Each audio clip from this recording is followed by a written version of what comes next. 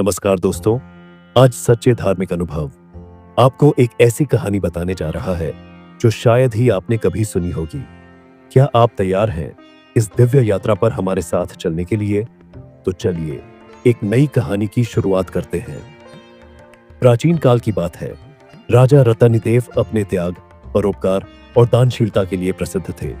वे अपने राज्य में किसी को भी भूखा नहीं सोने देते थे। उनका मानना था कि धन, सत्ता और ऐश्वर्य का असली उद्देश्य सबकी सेवा करना है। समय बीतता गया और एक दिन उनके राज्य में भयंकर अकाल पड़ गया। उनके खजाने में धन खत्म होने लगा, लेकिन उन्होंने किसी भी व्यक्ति को भूखा नहीं रहने दिया। धीरे धीरे उन्होंने अपनी पूरी संपत्ति जरूरतमंदों में बांट दी और स्वयं भी गरीबों की तरह जीवन जीने लगे। राजा और उनके परिवार ने 48 दिनों तक उपवास किया, क्योंकि उनके पास कुछ भी बचा नहीं था। लेकिन उन्होंने अपने मन में कोई दुख नहीं आने दिया और ईश्वर पर पूरा विश्वास बनाए रखा। 48 दिन बाद जब उपवास समाप्त करने का समय आया, तो राज्य के कुछ लोगों ने उनके लिए भोजन की व्यवस्था की। उन्हें थोड़ा सा अनाज, कुछ रोटियां और पानी मिला। राजा ने भगवान को धन्यवाद दिया और जैसे ही भोजन ग्रहण करने का विचार किया, तभी एक भूखा ब्राह्मण वहां आ गया। ब्राह्मण ने करुणा भरी दृष्टि से कहा, राजन, मैं कई दिनों से भूखा हूं, क्या आप मुझे थोड़ा भोजन देंगे? राजा ने बिना संकोच अपने भोजन का एक बड़ा भाग ब्राह्मण को दे दिया। ब्राह्मण संतुष्ट होकर चला गया। अब राजा ने बचा हुआ भोजन उठाया ही था कि तभी एक दास वर्ग का व्यक्ति वहां आ गया। शूद्र ने हाथ जोड़कर कहा, हे राजन, मैं भी कई दिनों से भूखा हूं, कृपया मुझे कुछ भोजन दे दे। राजा ने मुस्कुराते हुए कहा, भूख किसी की जाति नहीं देखती, यह हर व्यक्ति के लिए समान होती है। और उन्होंने अपने बचे हुए भोजन में से आधा हिस्सा उस व्यक्ति को दे दिया। अब राजा के पास केवल थोड़ा सा भोजन और थोड़ा पानी बचा था। जैसे ही उन्होंने खाने की कोशिश की, एक भूखा कुत्ता पास आ गया।